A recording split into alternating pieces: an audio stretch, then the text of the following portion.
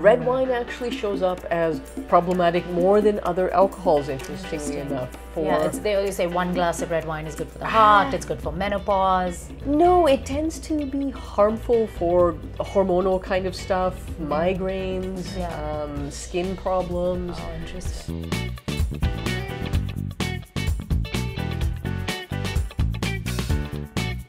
In terms of foods, knowing what foods are problematic, you know, knowledge goes a long way, basically, and being able to avoid some of these foods can make a big difference. So what are the absolute no-nos? I mean, we know GMOs, we know pesticides, we're spending $5 on an organic strawberry in order to avoid that. Yeah. But what are the other foods then, or rather... that can be problematic. Yeah. You know, it's a bit of a controversy, but fish is actually problematic in terms of the amount of mercury it brings in. And Pacific fish not only brings in mercury, but it brings in radiation from Fukushima.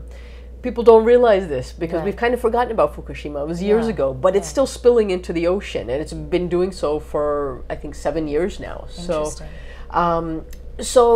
fish can be problematic. I do see a lot of problems that when people come in and we test it out, and it's, oh, it's mercury, or oh, it's radiation, and they're eating sushi many times a month.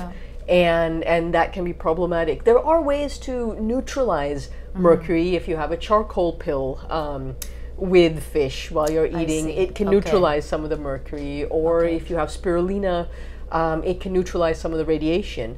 But it's not absolute. So you're still getting some in, but at least harm reduction basically is very helpful. Then is the plant-based diet, is that the way to go? You know, generally meat is not necessarily a problem. So meat does not concentrate these toxicities. Because I'm not there yet. I'm not there yet. Yes. I would have cried if you had said yes. I'm not necessarily advocating vegetarianism, actually. That's why I'm asking, because I think people might confuse the two. But fish is much more of a problem than people realize. And there's so many pescatarians out there who rely on fish for their protein and who are eating fish 3 or 4 times a week. And problems happen, and they might not relate it to the fish they're eating because they've heard fish is so healthy, omega-3s, etc. So yeah. Are there particular fruits or vegetables to watch out for? You know, fruits and vegetables are generally fine, but brown rice is another one of those foods that's problematic. Why? Not necessarily here and there, it's not a problem, but you know, sometimes people eat brown rice every day. It's just part of their staple. Yeah, that's my family. Okay, right. And you think, you know, it's better than white rice because it has the fiber and the hull, but brown rice has high levels of arsenic in it. So it's just from where it's grown in water, and a lot of this water has agricultural runoff, which means arsenic. And so when people eat it every day, it's like a little bit of arsenic coming in, and then starts to collect. You know, I do see cases of rheumatoid arthritis that are from arsenic, and arsenic is one of those things that can collect in the bones very easily. And then as we get older, we start losing bone. The arsenic starts coming out and into our joint capsules and creating arthritic type of tendencies. So then is white rice the way to go? White rice is free of arsenic generally. Okay, but it's a little bit of a high glycemic index in terms of it turns to sugar quickly. That's right. But you see, you know, cultures do eat, Indian culture, Chinese culture, they use, Asian culture uses a lot of white rice. So I don't think it's a problem, but if you have a blood sugar issue, then be careful with it. But then wheat is an issue too, Wheat's an issue too, For whatever reason, many people are sensitive to wheat. Some people have full-on celiac disease, which they know, okay, don't eat wheat, but other people may be much more subtle. Like they have some fatigue that they're not attributing to that piece of toast they're eating every day, or brain fog or other issues that wheat oftentimes brings in. It doesn't necessarily affect everybody, but it does affect a good percent of the population to some degree at least. What about dairy? Dairy problematic across the board, right? Generally, So actually, break this down for me, because I've heard everything on dairy is, you know, kids after the age of 2 don't need it. Adults should be drinking it.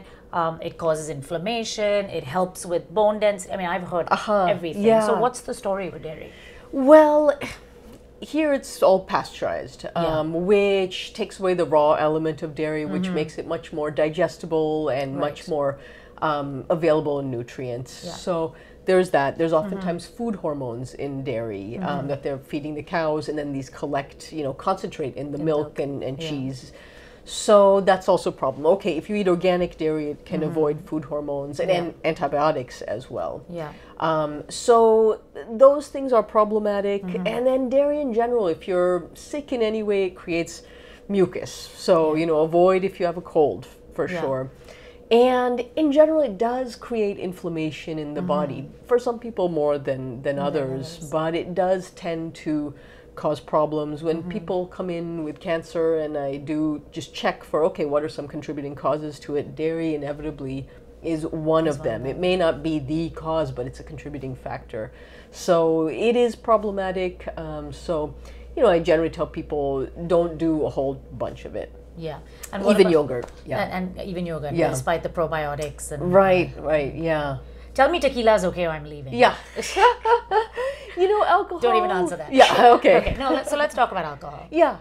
In moderation, it could be fine, but what is moderation? It's different for each person, and it does depend on the health of your liver. Yeah. We've heard red wine is this health food. Red wine actually shows up as problematic more than other alcohols, interestingly enough. They always say 1 glass of red wine is good for the heart, it's good for menopause. No, it tends to be harmful for hormonal kind of stuff, migraines, skin problems. Oh, interesting. So I would not say red wine is really the way to go if you're, interested in drinking. So is there a particular alcohol that shows minimal effects? Beer can be problematic for people with blood sugar or gluten issues. Hard alcohol, maybe actually less so, but in small amounts, not big amounts. So your tequila is moderation. Okay. Yeah, right. But it does depend on each person, and if you're not able to tell yourself like how much does this one tequila affecting me? Yeah. There's a huge trend now towards cannabis. Yeah. And are you seeing cannabis play into this whole autoimmune thing? I mean, people just at a recreational level are substituting different strains of cannabis for their alcohol. Right. So what's your take on everything that's going on there? Yeah, I mean, CBD is now being touted as anti-cancerous and anti-inflammation, and a lot of people are saying it's helping them for their various ailments.